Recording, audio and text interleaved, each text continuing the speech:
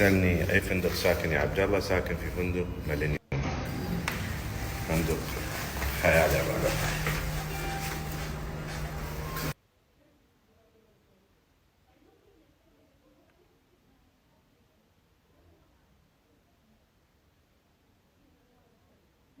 صور لكم الفندق يا الربع حق اللي بيه 4، حق اللي بيه الكويت، حق اللي بيه من الكويت أو الخليج. فندق ميلينيوم. معنا أبو الحسن، أبو حسن يورينا الفندق، صاحب الفندق. هلا أبو حسن، حبيبي شلونك؟ أخبارك؟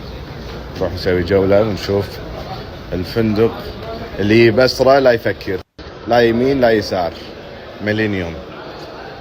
طبعا الوفود الخليجية كلهم ساكنين في الفندق، اللاعبين فندق ثاني.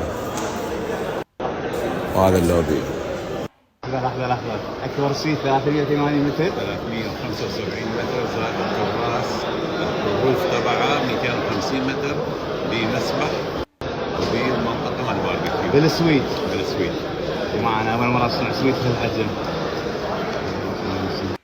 عشان يورينا فندق من القاعدة الخارجية. ما ادري وين ودونا. وين رايحين؟ على الحديقة. هذا شنو هاي؟ هذا كراس. خلاص. أنا عندي اهتمام وايد بالزرع. من شريت هذه الزيتونات اثنين، واحدة 950 واحدة 850. نزلتهم في لبنان ظلوا حدود السنتين، بعدين نقلتهم على البصرة حتى يتأقلمون شوي. كم عمرها الزيتونات؟ هذه 950. 950 فيها الشهادة مالتها.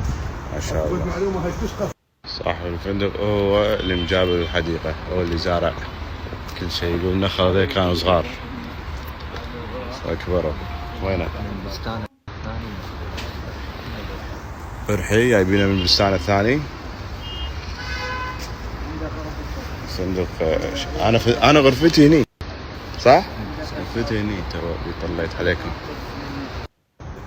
وهذا ينتشر في الشكل، وجذوره عايمة بالماء، ما يقعد على الأرض. وصلنا مكان البول. بولهم وايد كبير، انا شفته بالليل بس ما صورته، قلت عشان اصوره بالنهار.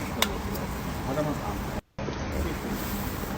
هذا كذا البول، وفي بول داخلي بالشتاء.